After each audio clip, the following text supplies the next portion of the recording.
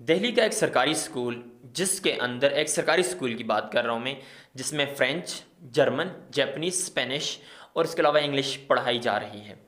अब आपको ये भी मैं बता दूं कि ये कोई ऐसा प्राइवेट स्कूल नहीं है, ये एक सरकारी स्कूल है। जैसा कि पाकिस्तान के अंदर हाई स्टैंडर्ड या प्राइवेट स्कूल हैं, मिसाल के तौर पर आपके पास एचएसएन, बीकन हाउस या इस तरह के और जो स्कूल पाकिस्तान के अंदर इस्टेब्लिश हैं, ये वैसा स्कूल नहीं है। ये आपके पास एक सरकारी स्कूल है और इस सरकारी स्कूल के अंदर इस तरह की चीज़ों को वो इस्टेब्लिश करते जा रहे हैं। अब आप अंदाज़ा कीजिए उनकी पॉलिसीज़ का कि आने वाले वक्तों के अंदर वो जो वहाँ से स्टूडेंट हैं, जब उनके पास स्पेयर टाइम होता है, ये छुट्टियाँ होती हैं, तो उन दिनों में तो वो जर्मनी, स्पेनिश, जापान और बाकी इन कंट्रीज़ के अंदर जाकर वो काम कर सकते हैं और इंटर्नशिप वहाँ पर जाकर वो करेंगे। और कंपनीज ये क्लेम कर रही हैं कि हम ये वेट नहीं कर सकते उनका, क्योंकि उन्हें ये लैंग्वेजेस समझ आ चुकी है, ये वो सीख चुके हैं। तो आने वाले वक्तों के अंदर या आने वाले जो आयाम होंगे उनमें हम देखेंगे कि यही इंडियन बच्चे जो हैं, यही सरकारी स्कूलों से, और ये स्कूल भी कोई ऐसा स्कूल नहीं है, ये विनोद नगर के एक सरकारी स्कूल है। तो विनोद नगर के इस सरकारी स्कूल के जो बच्चे होंगे, आने वाले दिनों में वो इन कंट्रीज़ के टॉप की जो कंपनीज़ हैं उनके ये सीईओ और उनको ये मैनेज कर रहे होंगे। तो हमें हैरानगी होगी कि यह यहाँ पर कैसे पहुँचे, क्योंकि उनके यहाँ एजुकेशन सिस्टम एक नए तर्ज के ऊपर शिफ्ट हुआ।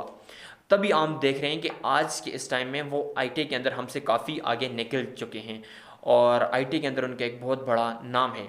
हमारे साथ हम इंडिया की एग्जांपल मैं इसलिए दे रहा हूँ क्योंकि ये हमारा एक पड़ोसी मुल्क है, हमारे साथ पाया जा रहा था। हम काफ़ी वक्त तक इनके साथ हिस्ट्री भी शेयर कर रहे थे, लेकिन उनके जो डिसीजन, जो उनकी पॉलिसीज़ थी, जो पॉलिसी मेकर थे उनके, तो उन्होंने ये सारे इकदाम किए जिससे उन कंट्रीज, उस मुल्क के अंदर ये सारी की सारी चेंजेस हमें दिखाई दे रही हैं।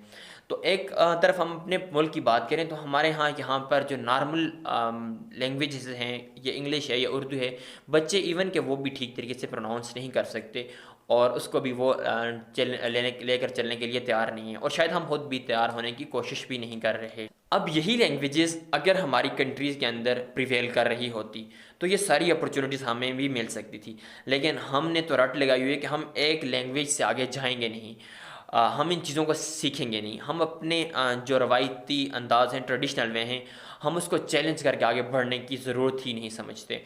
और इंडिया अपने बजट का ऑलमोस्ट 6% देने की कोशिश कर रहा है अपने एजुकेशन सिस्टम को, जबकि पाकिस्तान अपने बजट में से सिर्फ 1.5 या बहुत मुश्किल से 2% तक अपने बजट जो है वो अपनी एजुकेशन सिस्टम के लिए रखता है।